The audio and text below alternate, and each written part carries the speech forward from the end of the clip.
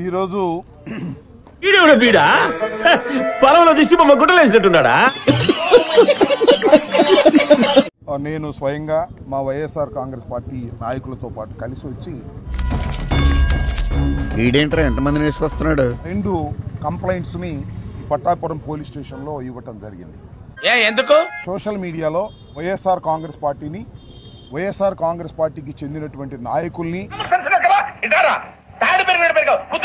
తీవ్ర అసభ్య పదజాలంతో కామెడీ చేయకండి సార్, సీరియస్ గా మాట్లాడు. లోకేష్ గారి ప్రోద్బలంతో పోస్టులు వీడియోలు పెట్టి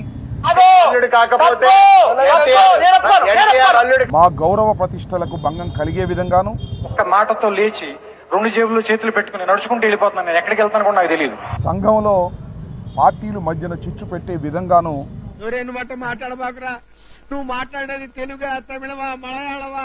గత కొంతకాలంగా ఐటీడీపీ ఆధ్వర్యంలో జరుగుతున్నటువంటి సోషల్ మీడియాలో అరాచకాన్ని అడ్డుకునేందుకు ఒక ఉద్యమ రూపంలో అసలు ఈ ఉద్యమం చాలా ఆలస్యంగా మొదలైంది. మిగతా రాష్ట్రాల వాళ్ళకి, భాషల వాళ్ళకి యూనిటీ వైఎస్ఆర్ కాంగ్రెస్ పార్టీ తరఫున మేము పనిచేస్తున్నామని ఈ సందర్భంగా చెప్పదలుచుకున్నాను. నేను వచ్చాను పెద్ద గావు కక్క పెట్టపోతే ఏంటి? ముఖ్యంగా గతంలో 5 కంప్లైంట్స్ నవంబర్ మాసంలో, పోయిన సంవత్సరం నవంబర్ మాసంలో ఇవ్వటం జరిగింది. అది 5 కంప్లైంట్స్ కూడా పోలీస్ వారు రిజిస్టర్ చేయలేదు.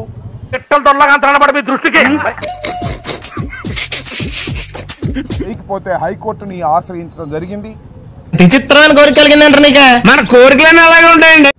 హైకోర్టులో 4 కేసులు రిజిస్టర్ చేశారు, ఇంకో కేసు రిజిస్టర్ చేయలేదు. ఎంత ఘోరం జరిగిపోయిందిరా. అది కూడా ఇంకా హైకోర్టులో పెండింగ్ లో ఉంది.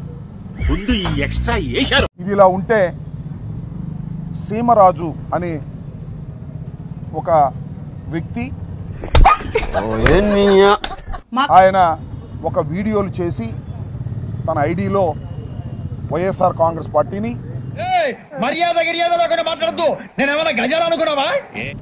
జగన్మోహన్ రెడ్డి గారిని, వైఎస్ఆర్ కాంగ్రెస్ పార్టీ నాయకుల్ని, నన్ను అవును రే, ఈ సఫారీ నీకు అంత అవసరం ఏంట్రా? నచ్చలేదా సార్ మీకు? పరమ చండాలంగా ఉంది.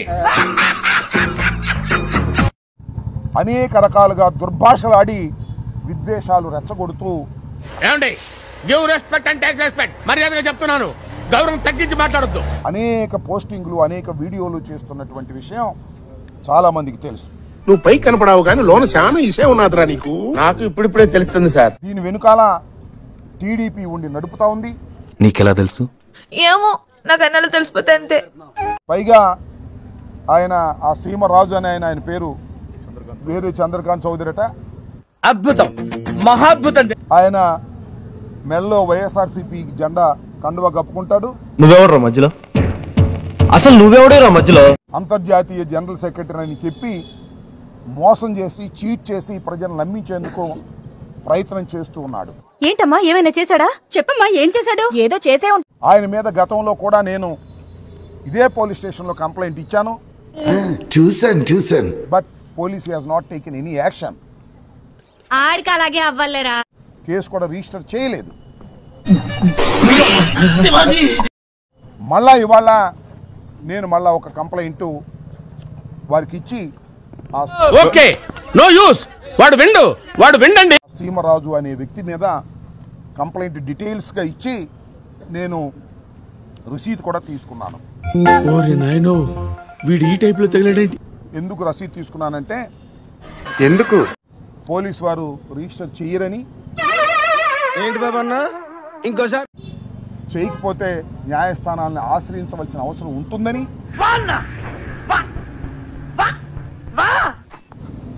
రసీదు తీసుకుని రసీదు ఇవ్వటం అనేది వారి డ్యూటీ. మాకు తెలియదు సార్, మీరు దేశముద్ర కాబట్టి చెప్పండి. మీరు కాదండి, మీరు చెయ్యాలంతే.